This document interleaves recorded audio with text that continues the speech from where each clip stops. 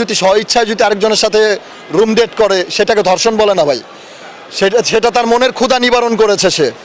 সে তার মনের ক্ষুধা নিবারণ করে এখন সেই ছেলেটাকে যদি বলে যে তুমি ধর্ষণ করেছো, আদালতে গিয়ে যদি বলে ধর্ষণ করেছো, তো এটা হচ্ছে ভাই হাস্যকর বিষয় ভাই। কে আনা উচিত? মামুন একা কেন বিচারের আওতায় আসবে? লায়লাকেও বিচারের আওতায় আনা উচিত। সে কেন তার রুমে নিয়ে সে শোবে মামুনের সাথে? নিয়ে যাচ্ছেন আপনি, রুম ডেট করতেছেন আপনি, আবার মামলা করতেছেন আইসা।